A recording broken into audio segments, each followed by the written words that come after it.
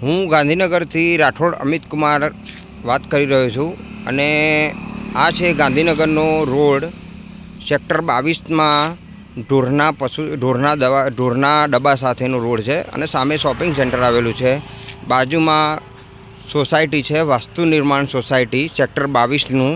અને આ રોડની માહિતી એવી છે કે આ રોડ ઉપર કોઈપણ જગ્યાએ જે તે અધિકારીઓએ આજે વર્ષ, દોઢ વર્ષ કે 2 વર્ષની અંદર જે તે અધિકારીઓને કામ કરેલ છે એ આ રોડ ઉપર તમે જોઈ રહ્યા છો કે આ રોડ ઉપર કોઈપણ જાતનો કોઈપણ વચ્ચે ખલેલ પહોંચે તેવી વસ્તુ નથી આવતી.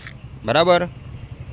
જ્યારે આ રોડ બનતો હતો ત્યારે કોર્પોરેશન તથા ફોરેસ્ટ વિભાગના મંજૂરીએથી આ રોડ એકદમ ક્લીન એન્ડ વ્હાઇટ કરવામાં આવેલો હશે, મારું એવું માનવું છે. પણ છતાંય હું તમને બીજું એક દ્રશ્ય એવું બતાવું કે આ રોડ ઉપર જોઈ લો કે તમે ક્યાંય તમને રોડ ઉપર વચ્ચે ઝાડ નજરે નહીં આવતું હોય. નથી આવતું ને?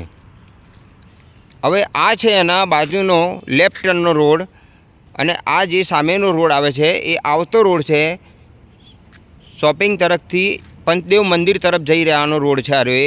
આ ગાડી જે આવે છે એ પંચદેવ મંદિર તરફ જઈ રહી છે અને આ છે એ આઉટ રોડ છે જે પંચદેવ મંદિરથી આ બાજુ ગાંધીનગર સેક્ટર 22ની શોપિંગ તરફ જઈ રહ્યો છે. અને આ રોડની મધ્યની બિલકુલ મધ્યમાં આ રોડ આ જગ્યાએ વચ્ચોવચ્ચ એક વડનું ઝાડ મૂકેલું છે. પણ હું એટલું માનું છું કે આ વડનું ઝાડ આ રીતનાનું રોડના ફિનિશિંગની અંદર રહેવું ન હોય, રહેતું નથી હોતું.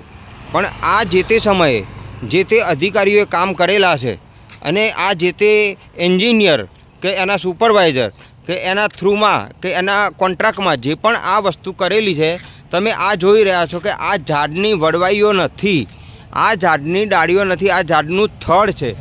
જો આ જે ઝાડનું થડ છે એને કાપવામાં નથી આવ્યું અને આ ઝાડને એમને એમ 5 ફૂટની ઉપર એનું વધારાના ડાળા રહેલા છે અને 5 ફૂટના ઉપર જે આ ડાળા રહેલા અને એના કારણે અમે પબ્લિકને બચાવવા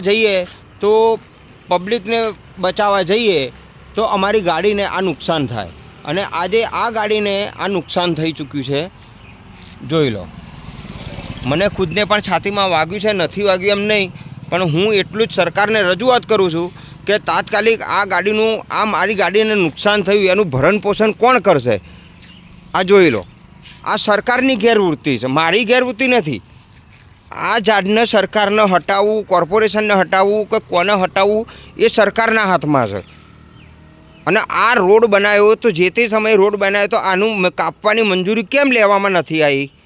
મારું એટલો હેતુ છે કે આ તમે આ ઝાડની વડવાઈઓ દેખાતી નથી અને ઝાડનું થડ દેખાયું છે જે તમે જોઈ રહ્યા છો. અને આ ગાડી અત્યારે આટલું નુકસાનકારક થઈ ચૂક્યું છે. અને આ છે એનો આ ગાડીનો રોડ જોઈ લો.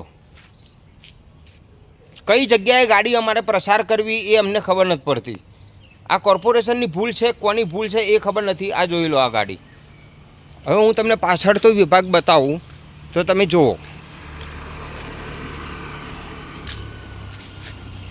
હવે આમાં અમારે કઈ જગ્યાએથી ગાડી કાઢવી એ પ્રશ્ન મહત્ત્વનો છે.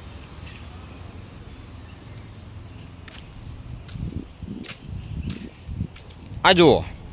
આ ગાડી આ ઝાડના થળિયા અને આ ગાડીનું 5 ફૂટનું જ થળિયું છે. હાર્યું જે દર્શાવવામાં આવે છે આ ગાડીનું થળિયું 5 ફૂટ જ છે. અને 5 ફૂટે થળિયું જમણી બાજુ રોડ ઉપર વધારાનું નમી ચૂકેલ છે. એ આ તમને રોડની પૂરેપૂરી ધરી અને આ રોડની સાઈડ તમને બતાવી આવશે. જે આ રોડનો પટ્ટો છે એ તમને બતાવી જ આવશે. જોઈ લો કે ગાડી કેટલે સુધી ઓવરહોટ થાય છે. તો મારું એવું માનવું છે કે આ જે તે સમયે આ રોડનું કામ કર્યું એ તે સમયે આ ઝાડને વચ્ચેથી હટાવવામાં કેમ આવ્યું નથી? મારો એટલો આગ્રહ છે અને હું સરકારને નમ્ર વિનંતી કરું કે કાલ કોઈ મરી જશે તો એનું કારણ કોણ થશે?